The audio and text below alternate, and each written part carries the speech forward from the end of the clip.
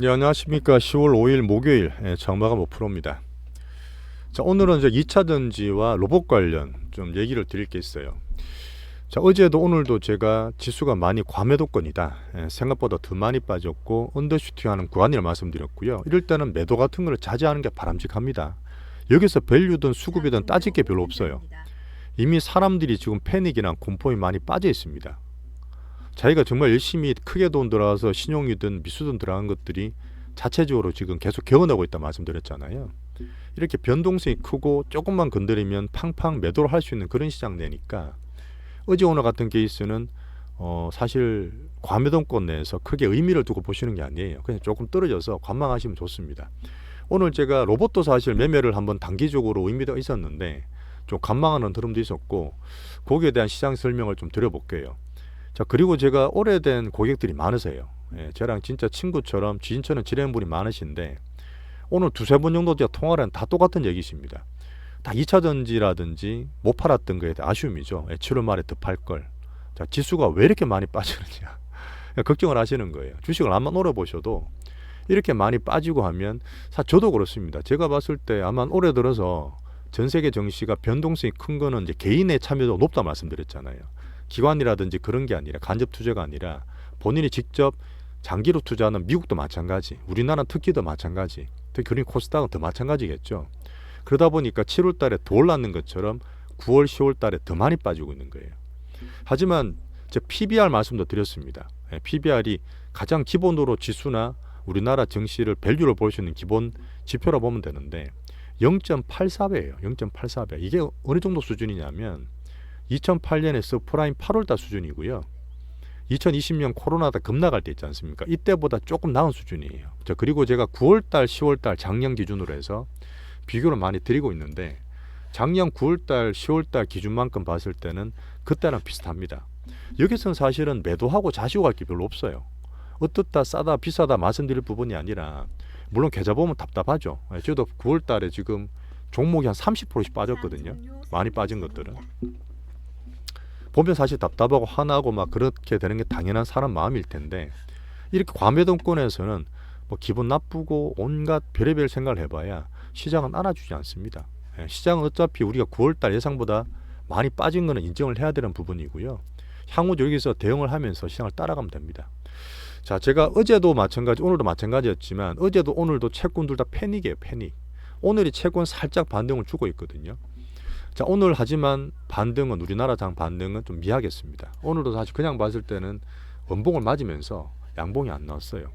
자, 그 정도로 지금 외국인들이 오늘은 크게 팔진 않았지만 개인들 수급 예약 많은 쪽에서 매기가 안 들어오는 거예요. 매수하는 세력이 별로 없는 겁니다.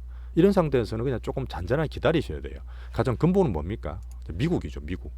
자, 미국이 지금 금리가 5%까지 찍었잖아요. 4.88까지 찍었어요. 4.9를 찍었는데 10년물 기준으로 오늘로 어제 오늘 좀 빠졌죠.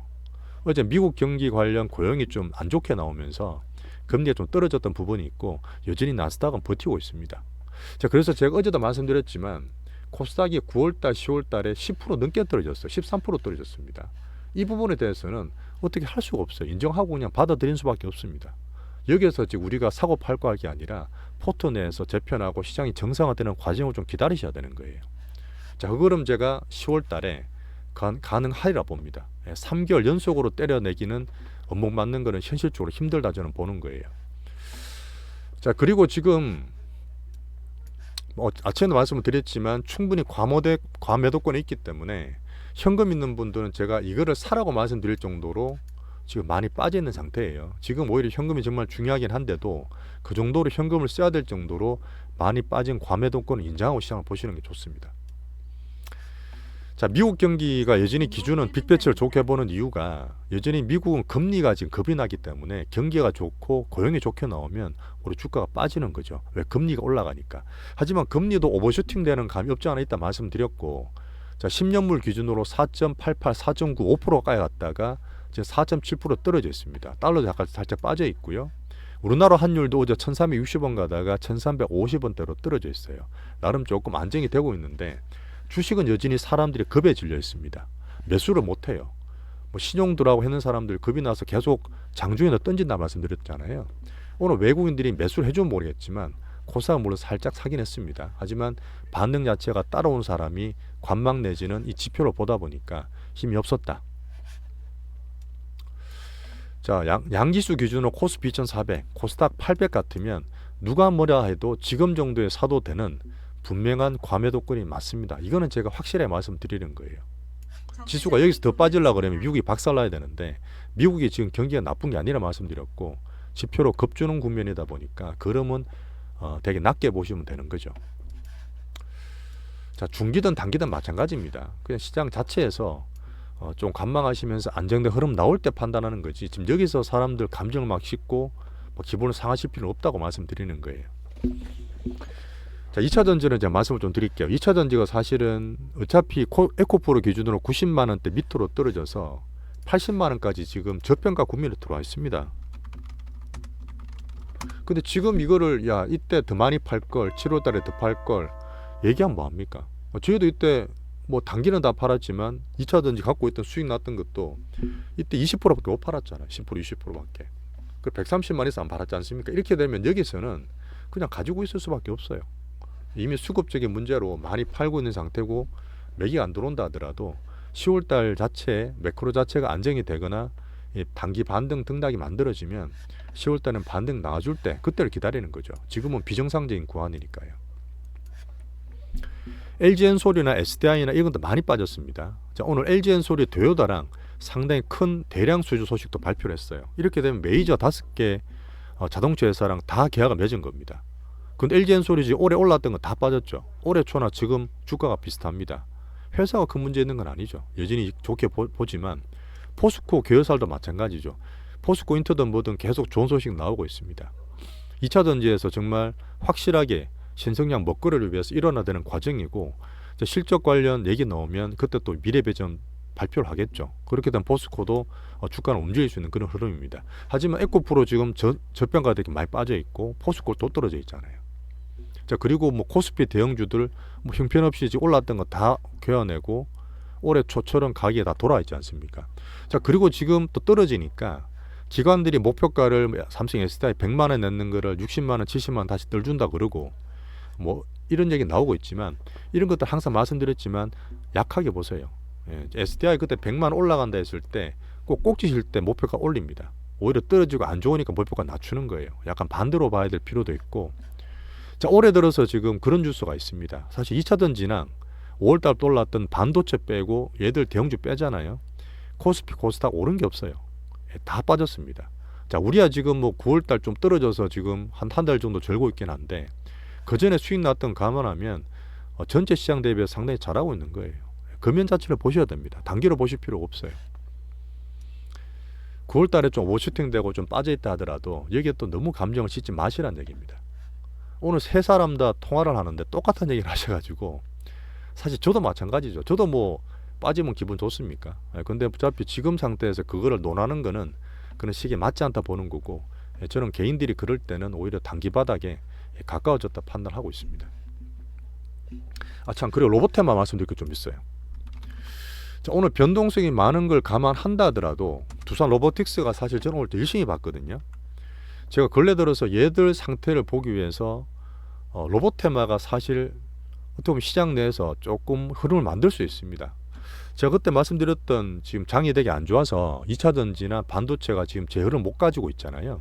또 그렇다 해서 매크로가 바로 급반등을 줘서 확 V자 반등 되는 게 아니라 보니까 전체 시장에 돈들이 아직도 갈 데가 없습니다. 보시면 저도 지금 뭐 사고 팔고 안 좋은 거 말씀 못 드리는 것처럼 장이 워낙 급하게 떨어질 때는 자잘한 테마도 안 살아요. 전체적으로 매수가 안 사는 그런 시장인데 어쨌든 2차 전지나 반도체가 큰 흐름 자체가 약합니다. 여전히 수급 보면서 바닥을 만들어야 된다 그랬잖아요. 자, 두산 로보틱스 오늘 상장이 됐고 단기로는 로보틱스 관련 로봇 테마들이 많이 빠졌습니다. 근데 지금 두산 로보틱스가 오늘 사실 5만 원이 되게 중요했어요. 5만 원이 살짝 깨지면서 단기로 떨어졌다가 막판에 다시 당겨놨죠. 제가 로보틱스 기준으로 말씀드릴 때 첫날 되고 난 다음에 근래 들어서 신규주들이 약했지만 며칠 동안 보시면 근래 상장주들이 흐름이 조금은 달라진 게 보였고요. 두산 로보틱스가 오늘 상장되고 유통 물량 그리고 보호 회수라든지 대주주 물량을 당장 매매가 안 되는 것도 빼면 유통되는 게 1,100만 주입니다. 1,200만 주쯤 되겠네요. 요거 되고 난 다음에 흐름을 봐야 되는 부분인데 5만 원대 살짝 이래 버티다가 깨졌어요. 이래 되면 매물이 나오고 다시 한번 빠지거든요. 그럼 단기로 떨어졌고, 원래 단타는 아침에 치고 5만 원대 다시 사는 그런 흐름이 사실 단기로 했던 그런 흐름인데, 아침에 사실은 고무됐던 분들은 다 팔았어요. 한 6만 원도 다 팔았고, 추가로 사시는 분들은 5만 원 초반부터 신규로 사신 분이 계셨어요. 왜 그러냐면 시장 자체가 지금 메인이 없다 보니까 로봇 테마에 대해서 기대를 살짝 아직 가지고 있는 거죠. 언론들이나 뉴스 보시면 그런 흐름들을 좀 보실 겁니다. 근데 떨어져서 손절친 분도 있고 갖고 있는 분도 계셨는데 다시 5만 원 올려놨죠. 일단은 기준적으로 로보틱스가 오늘 물량이 상당히 많이 거래됐고 시장에 돈들이 많이 몰렸거든요. 그러다 보니까 로봇 테마 자체가 오늘 여전히 제가 판단하는 건 뭐냐면, 유진 로봇이 많이 빠졌고 레인보우도 떨어졌어요. 아침에 팔고 다시 사는 패턴이 단타로 맞았는데, 지금 들고 있는 분들 계시잖아요. 들고 있는 분들은 아직 크게 봤을 때는 빠진 게 아니라 보는 겁니다. 왜? 시장 자체가 오늘 감매도권이니까 파는 자체를 멈춰야 되는 부분이 있고, 다른 반도체나 2차전지나 메인 섹터가 아직 못 살아요. 아직 돈이 안 갑니다. 그러다 보니까 두산 로보틱스가 거래소로 들어온 로봇 대표주가 된 상태고, 레인보우가 코스닥의 1등 로봇 테마주고, 우리는 유진 로봇이나 레인보우를 가지고 있는 상태이기 때문에 요거 보면서 로봇 테마 흐름을 조금 더 봐도 됩니다. 그런 흐름 보다 보니까 우리는 두산 1등 새로 신규로 들어온 거 빼고 로봇 테마 중에서는 기존에 좋았던 코어 종목 2개를 들고 있으면서 이 변동성과 테마 역할을 할지 좀 더 봐도 되는 거예요.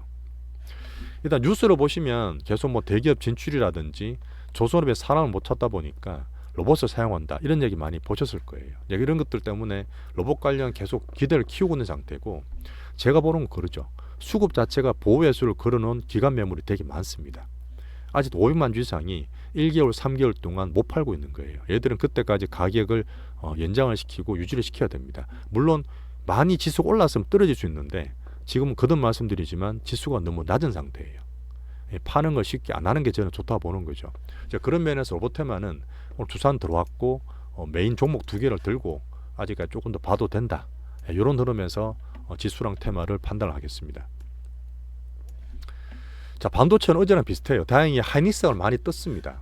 하이닉스는 제가 항상 말씀드렸던 중기로 가져가야 되는 종목이라고 말씀드렸는데, 자 보세요. 올해 들었던 2차전지 수익이 많이 났던 것들이나 올랐다 빠지긴 했죠. 수익 났던 것들 있죠.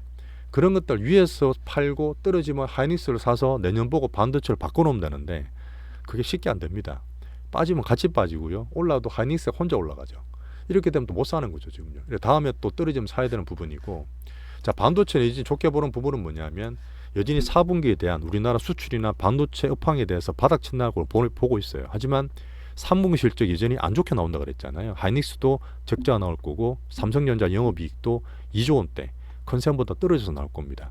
그러다 보니까 어닝 시즌을 또 봐야 되는 부분이고, 전체로 미국이나 우리나라 개인 수급이나 약하잖아요. 급할 게 없습니다. 하지만 중기 포트 기준으로 했을 때 반도체는 여전히 편입 대상으로 저는 보고 있습니다.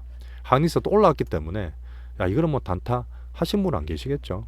떨어지는 그 11만 원대 초반 중반 때부터는 하이닉스는 계속 편입 대상이다 이렇게 보고 있습니다. 소부장 여전히 갖고 있는 하나마이크론 홀딩 중이고요. 오늘 살짝 플러스 나 있던데, 자 반도체 그 정도 보시면 됩니다. 자 바이오는 딴 거 안 봐요. 계속 말씀드렸던 유한양행 지금 8만 안착이 돼야 되는데 오늘 장 빠지면서 다시 7만 원 중반 밀렸습니다.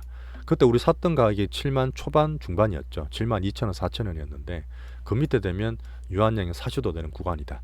알테오전은 수급 매집 바이오 종목이기 때문에 여전히 말씀드렸던 6만 5천 이하에서는 사도 되는 구간이다. 그렇게 가지면서 대상으로 보시면 됩니다.